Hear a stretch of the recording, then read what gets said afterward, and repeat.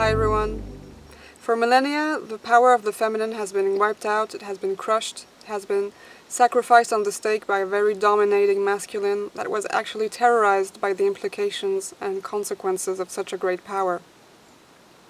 So, during the end of the summer, in resonance with what I was living personally, I felt it was really time to free and liberate the feminine karma, and especially the karma that is connected to the witches. And what better time than this autumn, this month of October, where Halloween is not very far, to actually talk about the subject. So what is a witch? This word alone primarily evokes something dark, something evil, something demonic, even something ugly sometimes. This is what resonates in the collective unconscious, and of course we all have in mind all these fairy tale stories where the witch figure is rarely a positive figure, it's usually the negative figure of the story. But what we actually called witches across the centuries were women who dedicated their life to the exploration of the feminine and the mysteries of the feminine. So they were a link or a bridge between the physical world and the invisible world. They also had very often healing abilities, they were healers. And because they were so connected to nature and the earth, and had a very good knowledge of the plant realm, they would go out in nature and collect plants and actually make remedies, ointments, anointing oils to heal the physical body, so physical ailments, but also on a spiritual level, let's say the wounds of the soul. They often had psychic abilities, and so they were able to see beyond the veil, and they were also able to navigate between the worlds.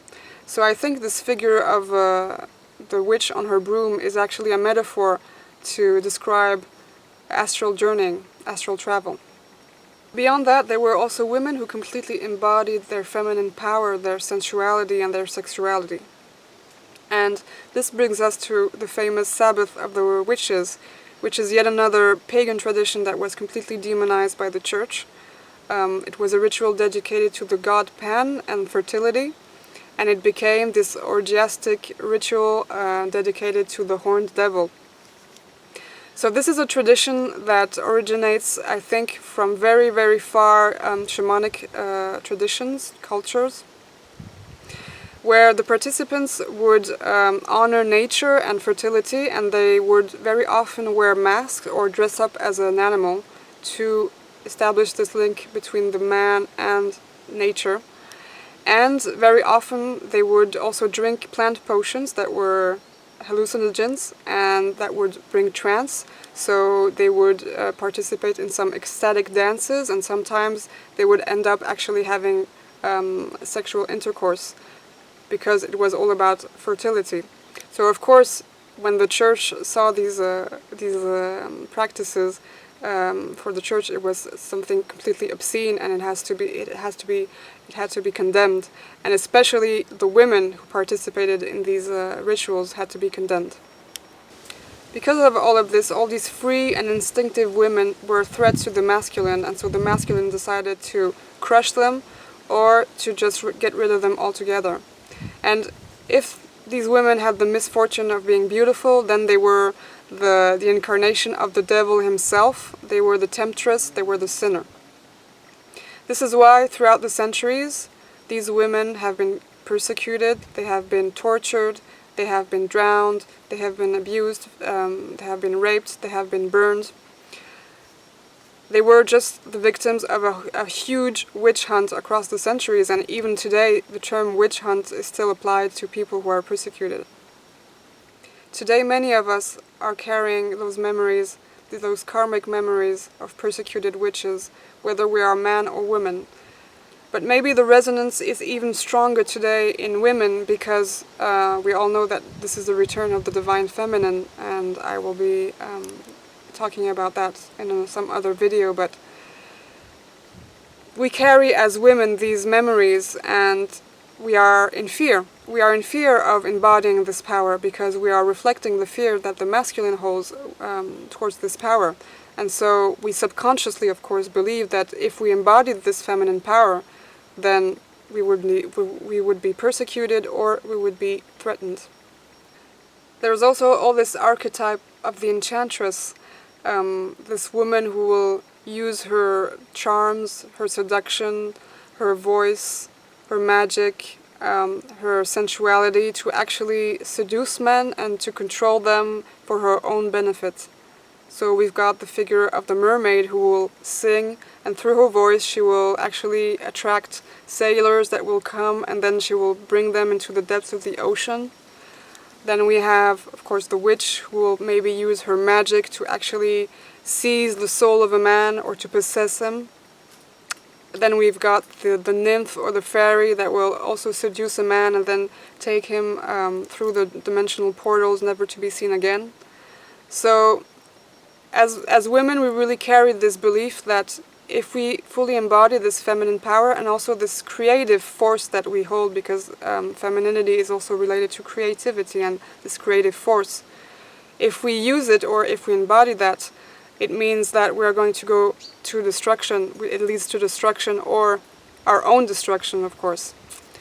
And on the other hand, there's also this whole belief that if we are sensual and if we are in touch with our feminine sexuality, then we become either the prostitute or a prey in the eyes of the masculine. Today, it is still evident that the feminine power is frightening and it is feared. We only need to look at where most of the religions on this planet are concerning this subject, and even in our secular societies, it is so deeply anchored into the collective unconscious. So I think it is really time for us as women to free ourselves from this witch karma and to reconnect profoundly with our femininity and the mysteries of the feminine.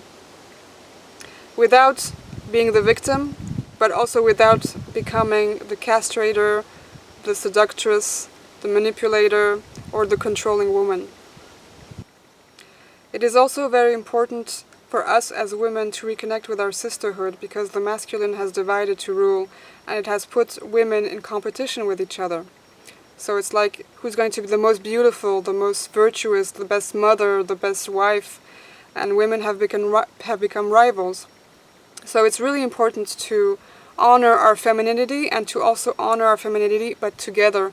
So let's reform moon circles or women gatherings and honor ourselves together and honor also our sisterhood. And let's also reconnect ourselves with the natural cycles of life, because a woman's cycle is naturally connected to the cycles of life. So I felt the call of our sisters to be freed from this suffering. And while I was writing on the subject, I really became very emotional. I was feeling the presence of a lot of souls, and not necessarily incarnated ones, that were trapped into the suffering, and they were still carrying this burden of all these persecutions and massacres and all of these horrible things that happened in the past. So I would like to offer them, and to offer you and us, this liberating prayer, if you would like to join me. And before I go into this prayer, I would like to share this card that I pulled from this card deck that is actually in French, and it's called Femininitude. So, Femininitude. It's a very nice card deck. I don't know if it exists in English, but the card I pulled for this particular subject was Blossoming. And it is a beautiful illustration. All illustrations are very beautiful in this card deck. So I'm going to translate this card and actually read the guidance that is connected to this card, because I thought it was very appropriate for the subject of today. Are you close to your identity as a woman? Your unconscious complexes attract your destiny, and if you do not access your femininity, it is perhaps that you still choose to obey internal and external injunctions that lead you to fight permanently. In front of this battlefield, it is always possible for you to change the course of your story by daring to be yourself in all your authenticity as a woman. You are a unique being in the world, as each flower is unique. Now open the doors of your feminine to reveal who you really are right now. For this, you must agree to open the center of your sex, your heart, as well as your head. Dare to reveal your perfumes, your essence, like this flower that opens under the dew of the early morning. Open the heart center because a woman loves first with her heart. Accept the male energy because man brings you the dimension of sex, even if it is you who holds the key to your joy. Do not forget your sex life by thinking it is diabolical energy. On the contrary, sex is never polluted, it is like a flower pistil. It is our mind that is a barrier to our woman's flowering, because it creates impediments and fears that close us to our potential for joy.